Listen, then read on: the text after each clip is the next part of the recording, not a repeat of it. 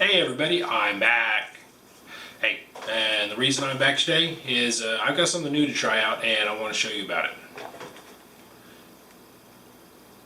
This is the brand new Minelab Pro-Find 35. This is the newest pinpointer from Minelab, and it's got a new feature that no other pinpointers had before, which is a iron identify tone. So we're going to play with that, see what it's like. And I'm going to compare it against some of the other pinpointers that I have and see which one has the best detecting field. Let's find out. Okay, first I want to go through the unboxing of this, and we'll talk about some of the features it's supposed to have. As you can see there on the box, one of the first things they mention is the Ferrous Tone ID. And it's, of course, like the others, it's got audio and vibration. Of course, it's high visibility orange, so if you drop it, it's a lot easier to find, which only makes sense. Waterproof to 10 foot. It has adjustable sensitivity, and it comes with a holster and a lanyard. And it even comes with a battery. You don't even have to buy one. Alright. Got your handy dandy user's manual,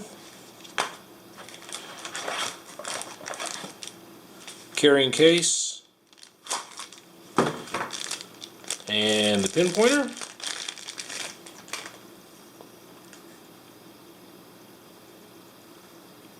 Pretty slick.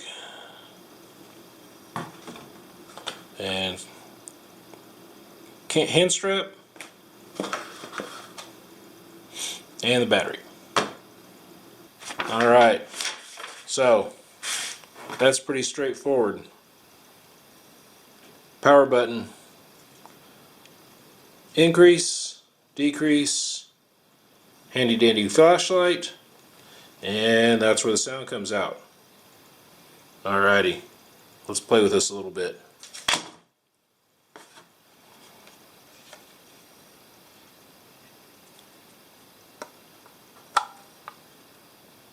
Yay, full battery.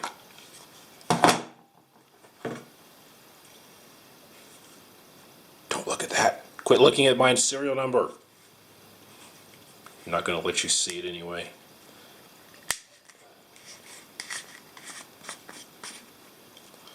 Okay. Pretty standard.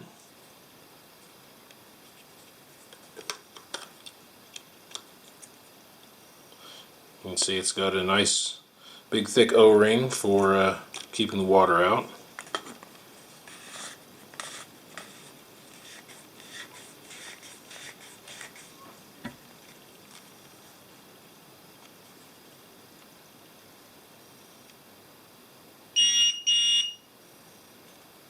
Okay, it's on. That beep means it's finished its auto calibration. Increase sensitivity. There's maximum. Let's decrease.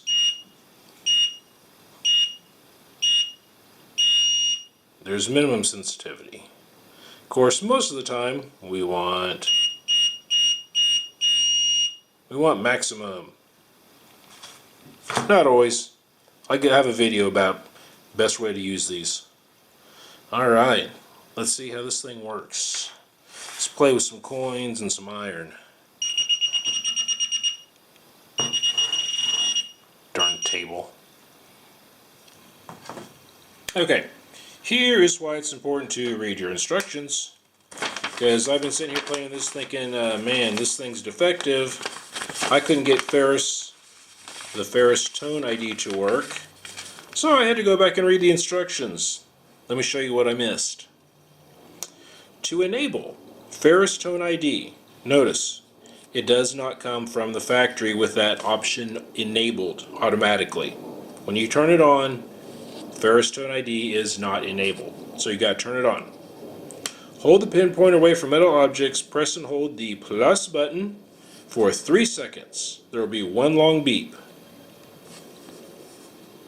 When the pinpointer is close to a ferrous target, an interrupted chirping tone will indicate a ferrous target.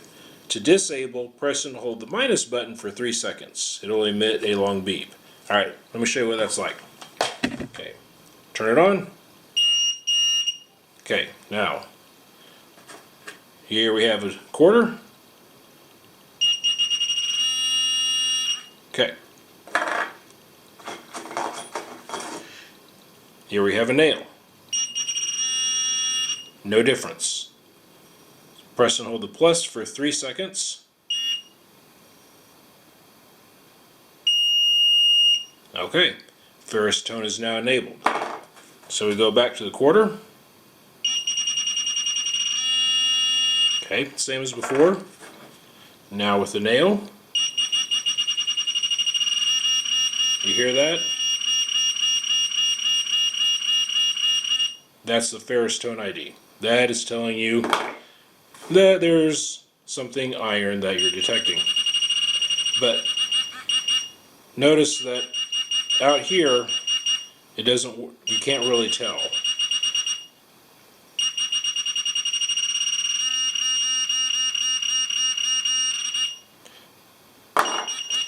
And notice something really big can overpower it once you get right on top of it. Okay, there's the Ferrous Tone ID. See, that overpowered it. But there is a point. So, that's a little bit of how it works. It's a little different than what we usually think of in iron identification, but you know, it's something brand new, so it's something to get used to and play with a little bit. Maybe we'll like it, maybe we won't.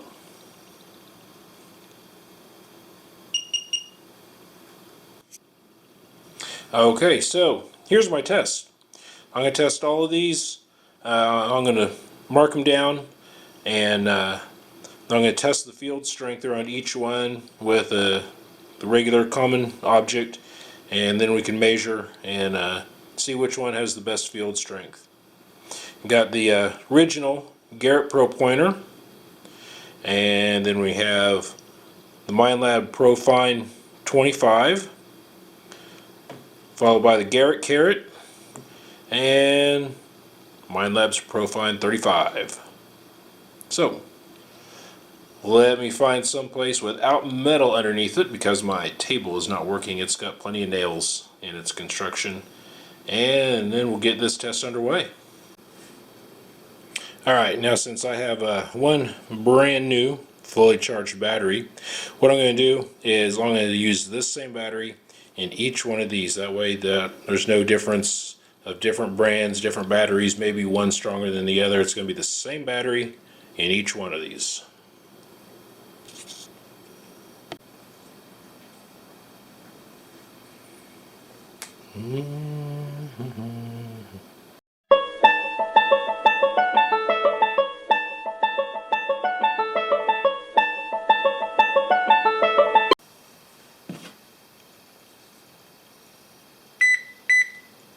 Here we go.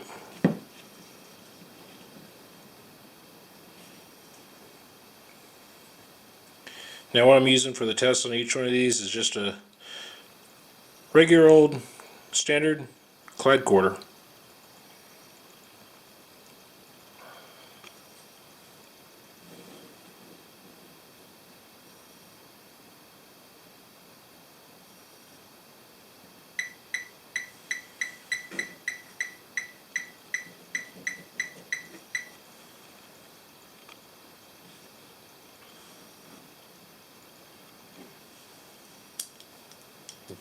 Take my watch off just to make sure that's not in the way.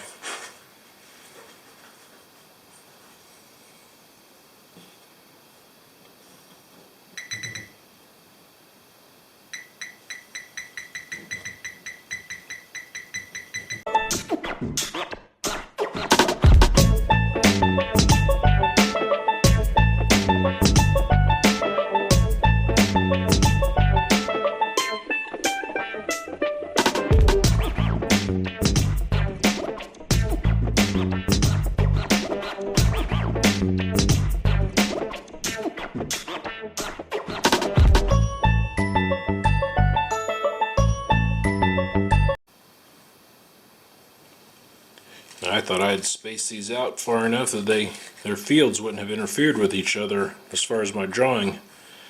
Maybe I was wrong. I don't know. Not using that battery. Using this one.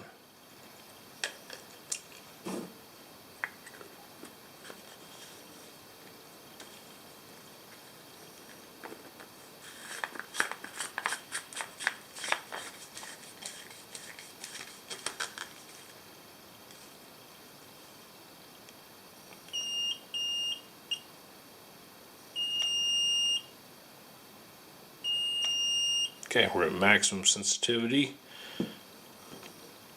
on the Pro-Find. There we go.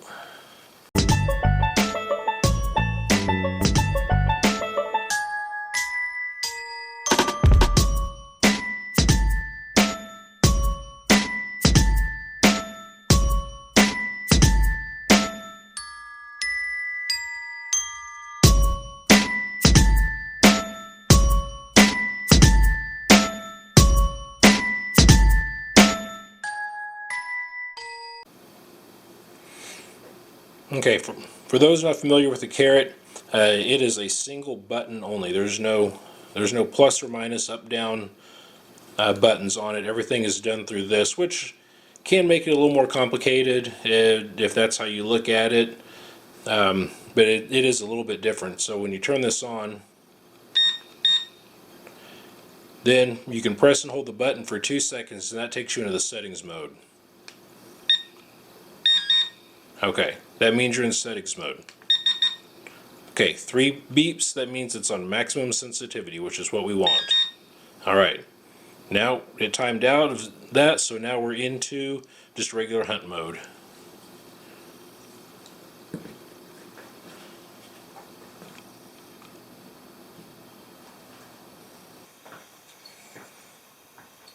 Okay, I don't know exactly what's going on with this. Maybe mine has some kind of a little bit of a problem. I'm not sure. Because initially, I got the detection point here. And then it lost it and the detection point moved down to there. But now, every time that I turn it on and check it, the detection point is back out to the original spot. So, I don't know if it was something that I did. I don't know if it was something that detuned it. I don't know. But I'm chalking this outer mark here up to the official detection line. So, not that.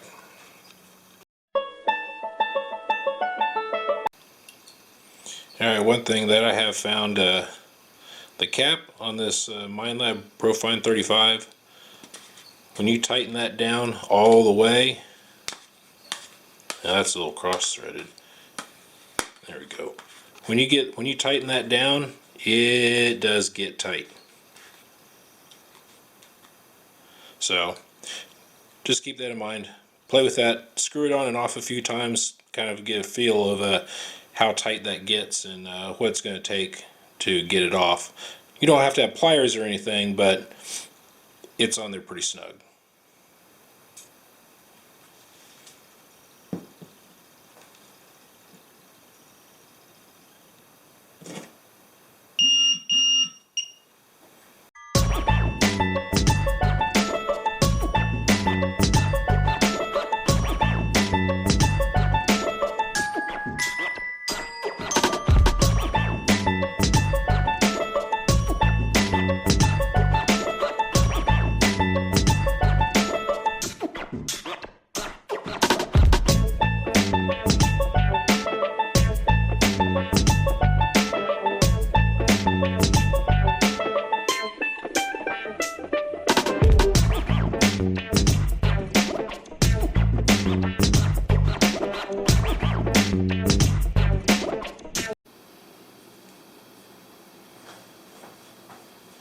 Alright, there is one more thing I want to check on the Pro-Find 35. I want to see how far out it measures for the detection for its iron detection system.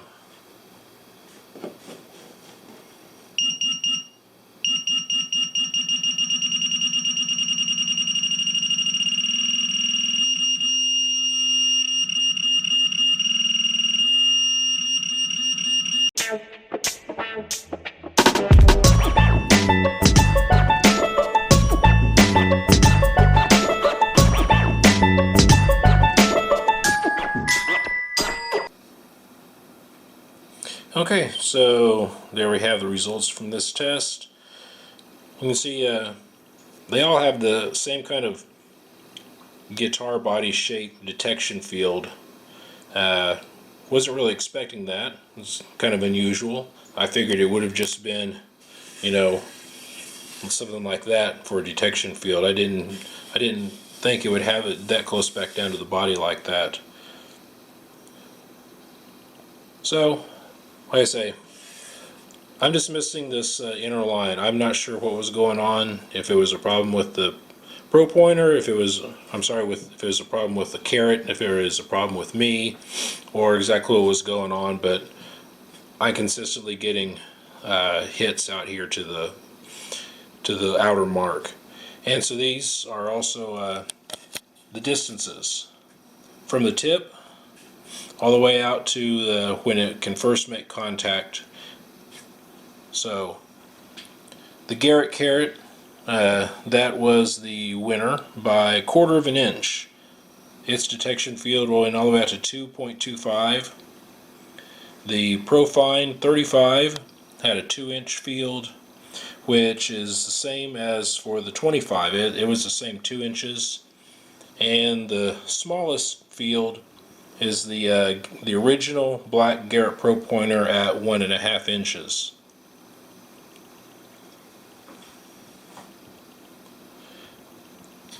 And another thing, the Pro-Find, as far as the ability to detect, for the iron detect to go off, you can see you've got to be pretty close in to the body of the pinpointer for it to activate. Let me see exactly how far that was. I didn't measure that.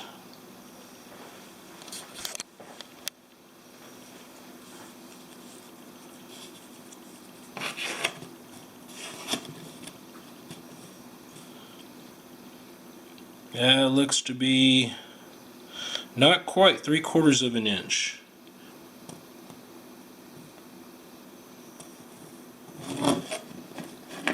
So,